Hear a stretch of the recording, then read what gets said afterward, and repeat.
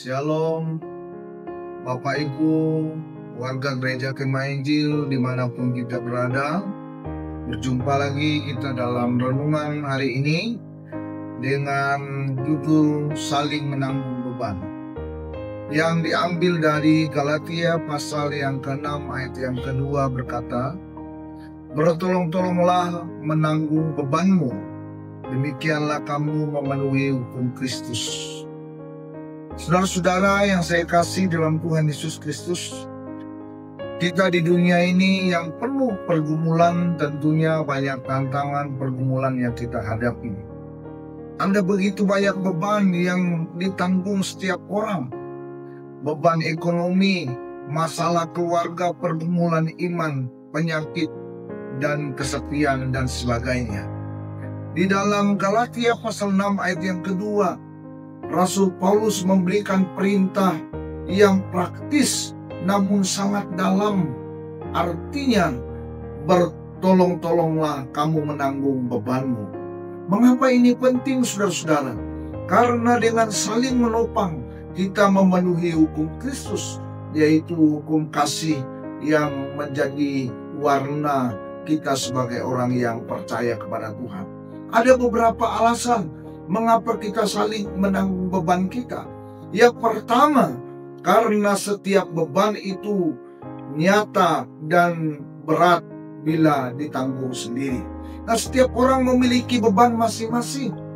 Ada beban yang tampak seperti kemiskinan atau penyakit, tetapi ada juga beban yang tidak tampak seperti rasa takut dan depresi dan kesepian.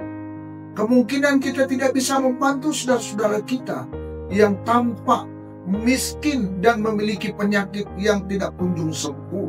Akan tetapi dengan dukungan doa kita kepada saudara-saudara kita dan dengan rasa empati kita untuk mendengar mereka, untuk mendengar apa pergumulan saudara-saudara kita, maka disitulah sebenarnya kita sedang bertolong-tolong menanggung beban sesama kita manusia.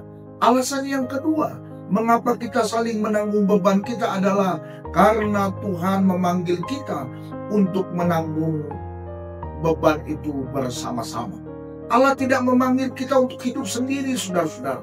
Kita adalah tubuh Kristus yang anggotanya saling membutuhkan satu dengan yang lain. Seperti yang Rasul Paulus katakan kepada jemaat di Korintus pasal yang ke-12 ayat yang ke-26, 1 Korintus pasal 12 ayat yang ke-26. Ketika satu bagian tubuh kita sakit, seluruh tubuh kita tentu merasa sakit. Demikian pula dalam gereja, dalam organisasi. Jika suatu anggota menderita, kita semua terpanggil untuk ikut peduli menanggung penderitaan yang sama. Dengan cara apa, saudara-saudara? Dengan cara mendengarkan mereka dengan sikap empati kita. Dengan cara apa kita menolong orang lain, beban orang lain? Dengan mendoakan saudara-saudara seiman yang sedang lemah. Dengan memberi waktu dan tenaga untuk menolong orang lain. Dan cara yang keempat adalah tidak menghakimi mereka, tetapi menopang mereka di dalam pergumulan yang berat itu. Alasan yang ketiga, saudara-saudara, mengapa kita saling menanggung beban kita. Yang ketiga, karena itulah salah satu cara untuk kita menggenapi hukum Kristus. Nah, saudara-saudara, hukum Kristus adalah hukum kasih. Firman Tuhan berkata, kasihilah sesamamu manusia seperti dirimu sendiri. Matius dalam pasal yang ke-20 ayat yang ke-39 mengungkapkannya kepada kita. Nah, ketika kita menanggung beban orang lain, kita sedang mengasihi seperti Kristus mengasihi kita. Ia menanggung beban dosa kita sampai dia mengorbankan dirinya mati di kayu salib.